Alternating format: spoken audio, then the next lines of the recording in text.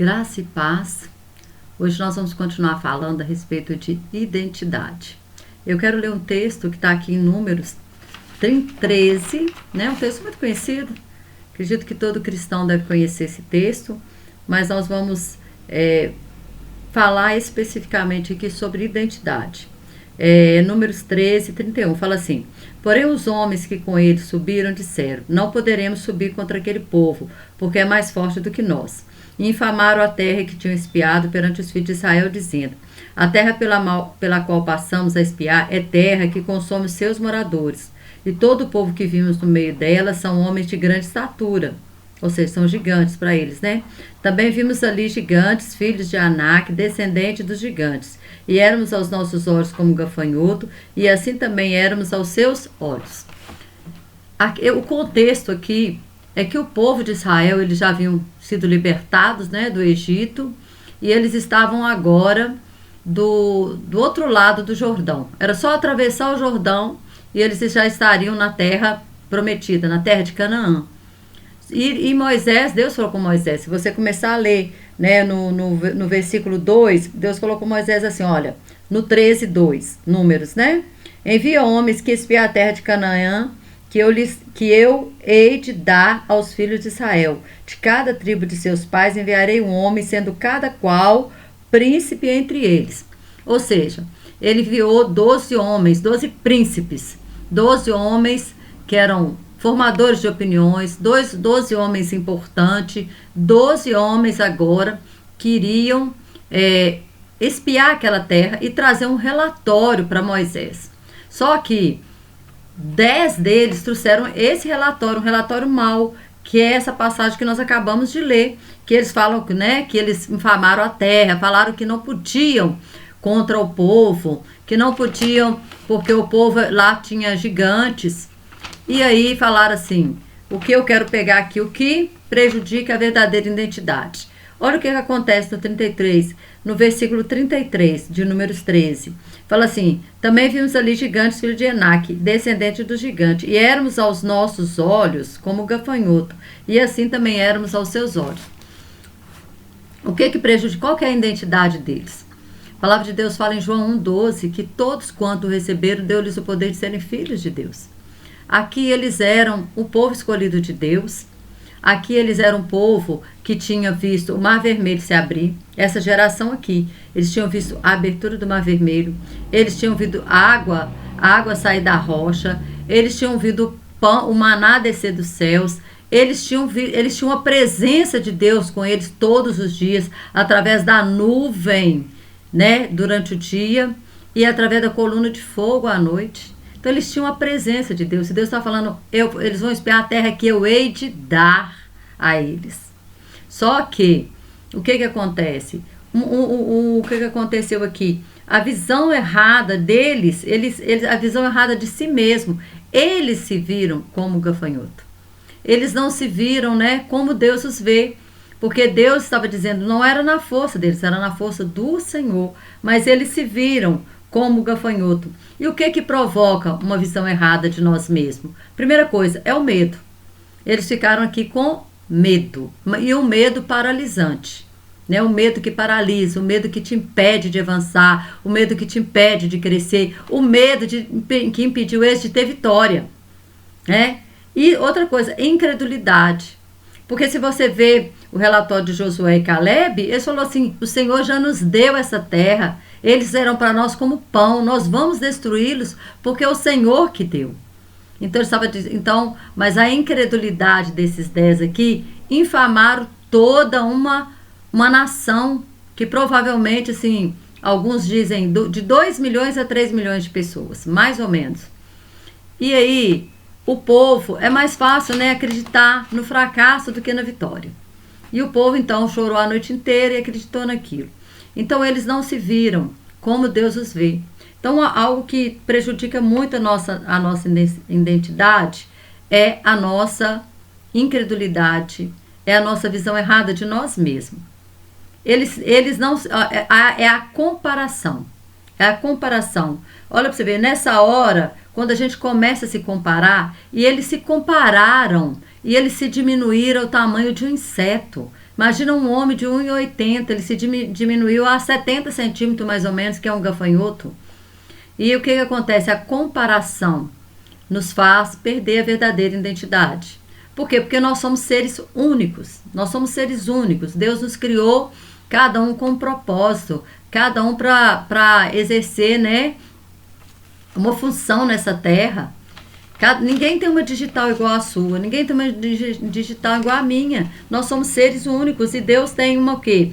Tem um propósito de vida para cada um de nós. Mas quando nós começamos a nos comparar com outras pessoas, e você vai ver que sempre a comparação é com alguém melhor.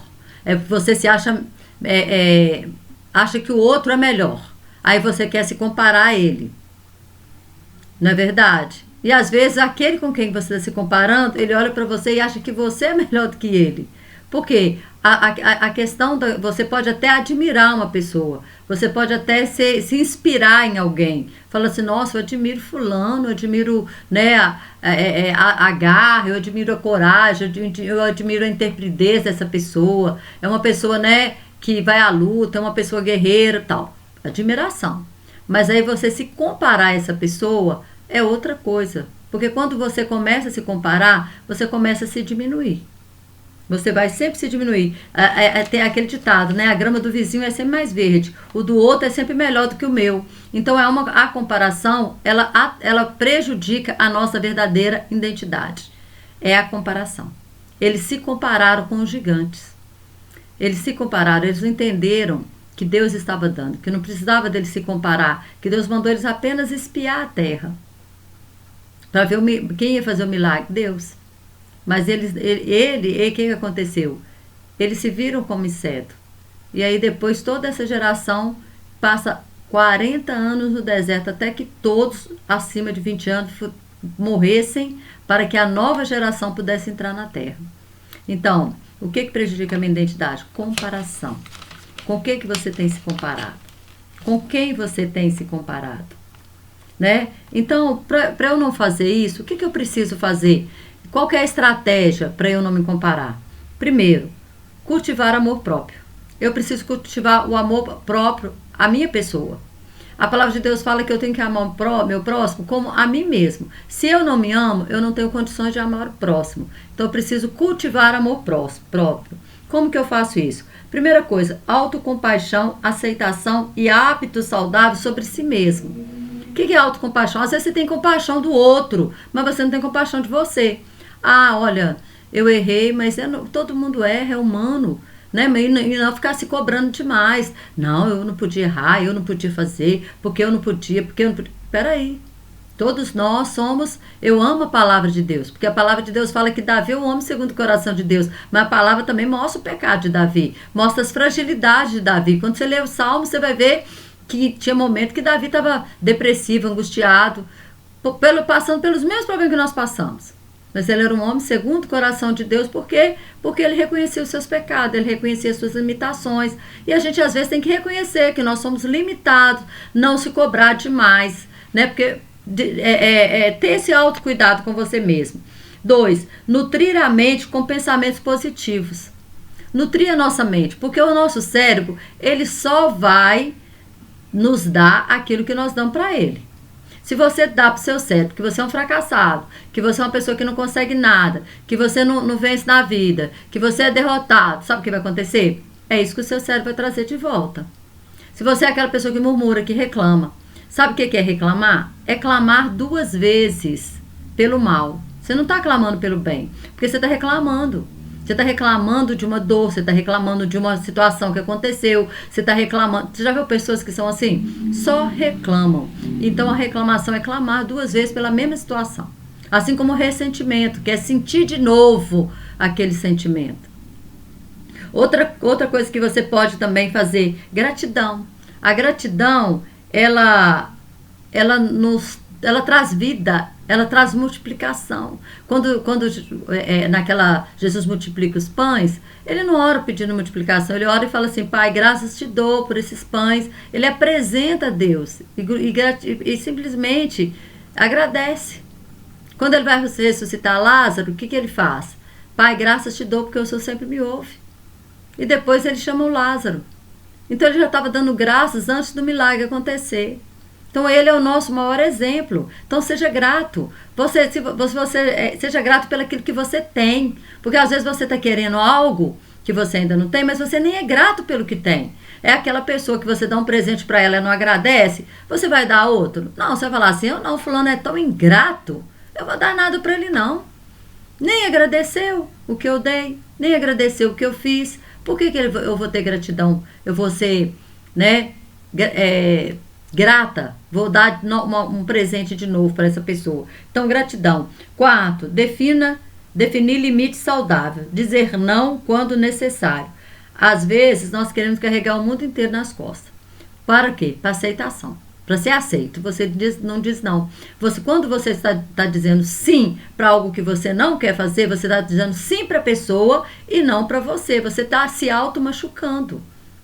Você está se auto-machucando. Ah, não, fulano pediu para eu ir em tal lugar com ele. Eu não gosto daquele lugar. Mas eu vou porque senão ele vai ficar chateado comigo. Senão, e aí pela autoaceitação, para você ser aceito, né, pelo fulano, você faz o que o fulano quer. Mas não é isso. Não é isso. É saber dizer não. Não é não. O senhor falou que, né, a nossa palavra ela tem que ser sim, sim, não, não. Se é verdadeiro amigo, ele vai entender o seu não. Agora, se não entendeu, se ficou chateado, se ficou com raiva, meu querido, talvez não era seu amigo de verdade. Não é verdade? Celebre as suas conquistas, aplaudindo a si mesmo. Às vezes você vê a conquista do outro e você fica tão fixado na conquista do outro que você nem celebra as suas próprias conquistas. Aquilo que você tem recebido, você não celebra porque não tem tempo de celebrar as suas, porque você tem que celebrar do outro, porque você tem que ficar cuidando da vida do outro e não cuidando da sua. Então celebre as suas conquistas. Às vezes são pequenas conquistas, né? Não espere grandes conquistas para celebrar. Celebre as pequenas conquistas. Você fala assim, nossa, eu coloquei que esse mês eu vou ler um livro. Aí você lê um livro no mês. Ô, glória! Celebre! Vai ali, compra um bombom para você, compra uma plantinha e fala, olha, esse é o meu presente porque eu conquistei, eu fiz aquilo que eu me propus e eu consegui. Então celebre as pequenas conquistas. Olha, eu me propus ir na academia a semana toda e eu fui. É uma pequena conquista, mas é uma conquista. É a sua conquista. Então celebre as pequenas conquistas, né? Defina as metas alcançáveis, é o que eu acabei de falar. Porque às vezes a gente coloca uma meta que é inalcançável. Esse ano eu vou fazer uma viagem internacional. Aí não dá para você fazer viagem internacional, você se frustra. Então, você que sabe a sua situação financeira, se você tem condição para isso ou não. Então, defina de acordo com as suas possibilidades. Defina metas alcançáveis. Eu não estou dizendo que Deus ele pode fazer infinitamente mais daquilo que pedimos ou pensamos, né? Se for propósito de Deus e se for da vontade dele. Mas coloque metas alcançáveis, né? Não dá para eu ir para o exterior, mas eu vou colocar uma meta aqui que eu vou conhecer uma cidade do Nordeste. Pronto. É alcançável para você? Celebre. Faça metas alcançáveis. Porque senão você vai se frustrar e se decepcionar quando você não conquistar aquilo. Então, você pode pôr a longo prazo, a médio prazo e a curto prazo. Olha, a longo prazo eu vou comprar uma casa. A médio prazo eu vou fazer uma faculdade. A curto prazo, eu vou entrar no vestibular. Pronto. Você está entrando no vestibular para você fazer a faculdade e depois para você comprar a sua casa. Olha para você ver. Curto prazo, médio prazo, longo prazo. Faça isso. Nós temos que ter propósitos de vida. Nós temos que ter propósitos, metas alcançáveis, tá? Busque desenvolvimento pessoal. O que é desenvolvimento pessoal? Ler livro, estudar, expandir os seus conhecimentos. Isso é desenvolvimento pessoal. Quantos livros você leu esse ano? Nós estamos no meio do ano. Você já leu algum livro? Então, se não leu, vai ler. Eu até te indico um, Milagre da Manhã. Estou lendo, maravilhoso. Muda a vida da gente esse livro. Então, se você puder, leia Milagre da Manhã. Esqueci o nome do autor. Uau, alguma coisa uau. Uau, Lord, uau, um negócio assim. Então leia, porque é muito importante. Eu vou deixar o nome do livro escrito na descrição aqui do vídeo. E ele é baratinho na Amazon, parece que é 20 e poucos reais, sabe? E muda a vida da gente esse milagre da manhã. Muda a vida. Eu estou lendo ele e aconselho você a ler. Cerque-se de pessoas positivas. Sabe, irmão? Sabe aquela pessoa que você fala assim, olha, eu tô planejando fazer isso. Ah, se você não fazer, não vai dar certo, não. Ah, menina, e depois, e se você não der conta de pagar? Ah, isso não sei o quê. Ah, irmão, olha, cerca de pessoa positiva que diga assim, faz mesmo, Deus é com você, vai lá, eu te dou maior força. Nossa, se é seu sonho, vai sim. Sabe, às vezes, não é a quantidade de pessoas, é a qualidade de amigos verdadeiros. Pessoas negativas, pessoas que vão te colocar para baixo, não conte os seus planos, não conte os seus sonhos. Não quer dizer que você não vai conversar com aquela pessoa, converse sobre outros assuntos, mas não conte os seus sonhos, seus planos. Por quê? Porque ela vai ficar te colocando para baixo. Ok? Então, fazendo uma conclusão aqui, o que prejudica a minha verdadeira identidade? Comparação. Tá? Nós estamos falando de uma coisa, tem várias coisas, mas hoje o que nós falamos é o que? Da comparação. Esses homens se compararam, né? Olharam para os gigantes, se compararam com eles, mas fizeram uma comparação péssima de si mesmo, dizendo que eles se viam como gafanhoto e que os gigantes viam ele como gafanhoto. Quem falou com eles que os gigantes estavam vendo isso como gafanhoto? Eles tiraram essa conclusão e colocou isso na cabeça deles. E se você ver a história, depois eles morreram também de uma praga. Gafanhoto é uma praga, né? Então, algo que eles deram aquilo que o alimento que eu dou para minha mente é o que vai voltar para mim, né? Como diz, o que eu planto é o que eu semeio é o que eu colho. Amém? Que Deus te abençoe. Até o próximo vídeo, em nome de Jesus.